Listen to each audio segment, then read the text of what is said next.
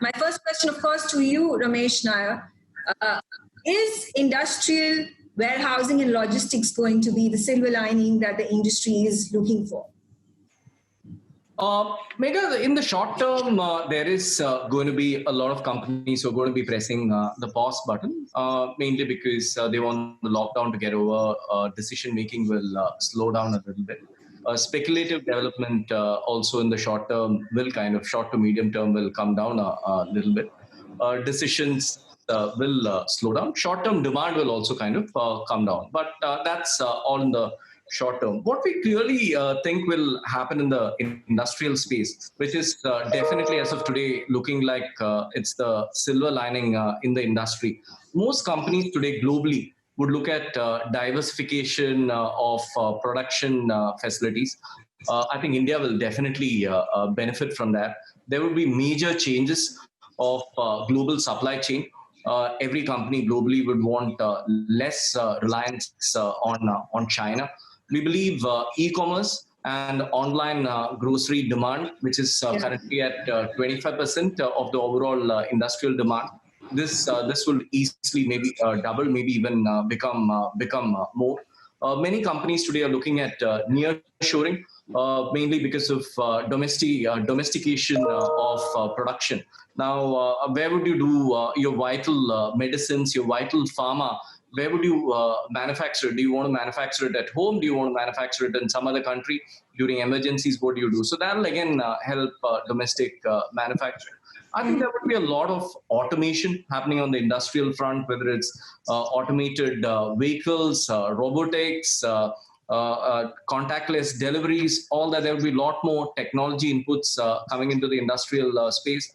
This is also an opportunity for cold storage, which is a big asset class across the world, but within India has been quite small. I think this will also help the cold storage industry come to maturity.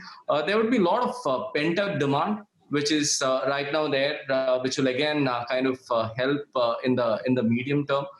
There are also some challenges like driver challenges. We've been talking to some of our clients, and they've been saying driver challenges, worker challenges, which is a big issue when it comes to industrial. I think this is India's golden opportunity in terms of Make in India.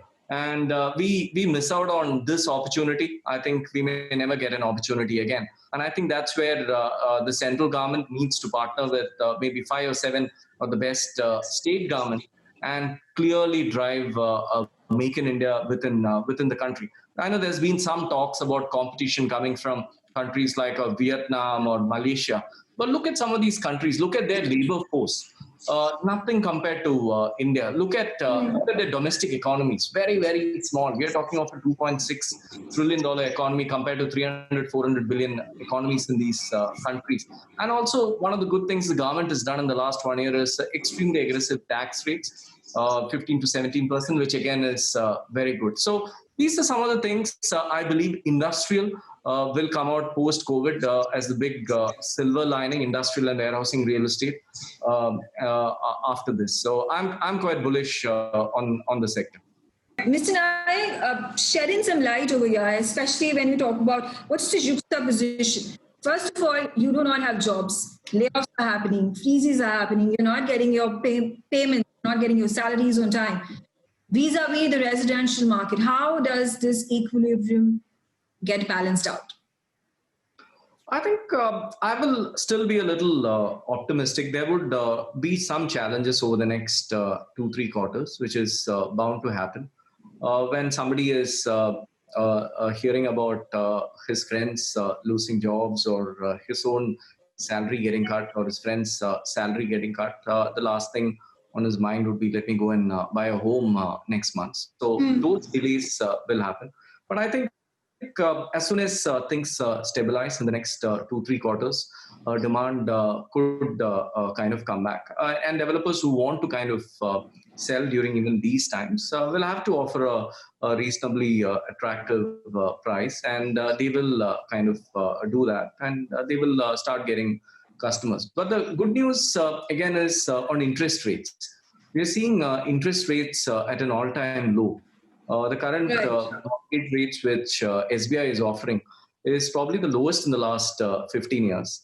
For affordable housing, the kind of government policies, PMAY, tax rebates, all that which the government is offering, this is probably the best we have seen for affordable homes. But the big worry is in terms of supply. Given all the liquidity challenges which is there in the market today, banks are not lending. NBFCs stopped lending post ILNFS. There is no liquidity available with regards to wholesale lending for the developer. And if that doesn't happen, and today's home buyer wants to touch and feel a product, he wants to wait till the building is ready. He doesn't want to take construction risk. So that's going to reduce supply because one, liquidity is not there. We've seen all the migrant labor going back home. They're not going to come back in 2 months. It's at least going to be 3, 4, 5 months for the migrant labor to kind of come back. You can't do these large sites with 100 workers or 200 workers. In most large sites, you have 500,000, 2,000 workers working, and it's like a conveyor belt. You need multiple workers delivering at different points of time. So you can't just have 100 workers and then you finish a little bit of work, then you call the next worker 1 week later. So I think a massive supply shortage will happen, given both liquidity that developers, one, don't have the money to launch, developers don't have the confidence to launch, and also because of migrant labor issues. I also feel there will be design changes which will happen on the residential front. Much publicized stimulus, and has it touched upon every single segment of the real estate market? Ramesh, talk to us whether any substantial change has been made because of that. You'll have to unmute yourself. So if you look at the last 5-6 years, this government has done some progressive stuff for real estate. The PMAY scheme, RERA, relaxation of FDI, bringing in those tax rebates for affordable housing. So good stuff they've done. But this time around, it's been quite disappointing. And I was speaking to some of the industry bodies over the last 1 month, and everybody was so confident that the government is going to do something over the last 1 week when these announcements were made. And it was very disappointing that the real estate sector just was not in the focus at all. And I checked with some of these industries bodies over the last 2 days, and they said the government spent so much of time with us. We were sitting on calls till 10 p.m. every night. And very surprising why nothing happened.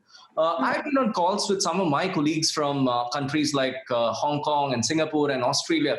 Today, the government is giving big wage subsidies. Companies like ours, today we employ 12,000 full-time employees in India and 70,000 people off roles, which are our vendor roles. Now, my colleagues in Australia, Hong Kong, they're getting like 20 million, 10 million, 30 million just to pay the wages of these workers.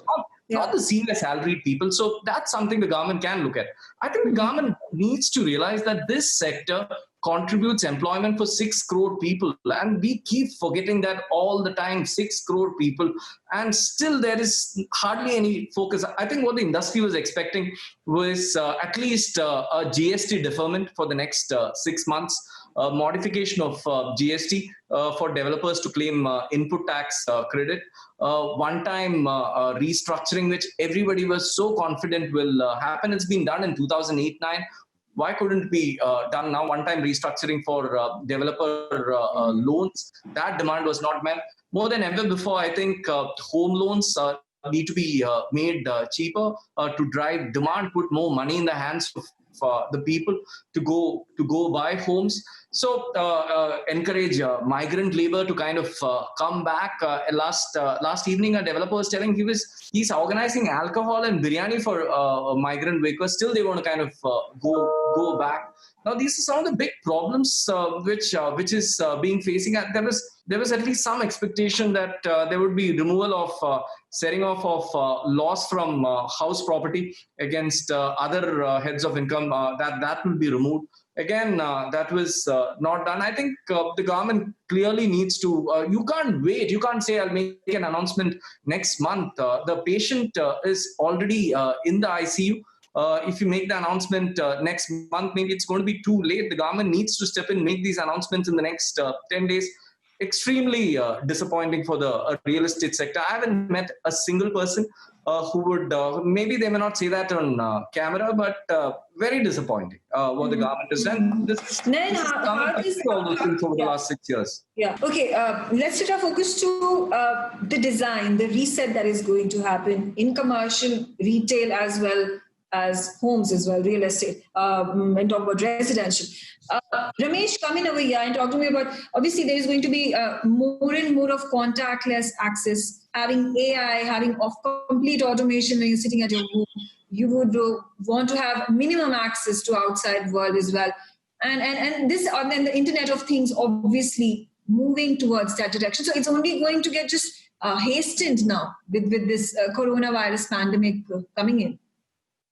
There's going to be a lot more importance given on aspects like safety, on wellness, on hygiene.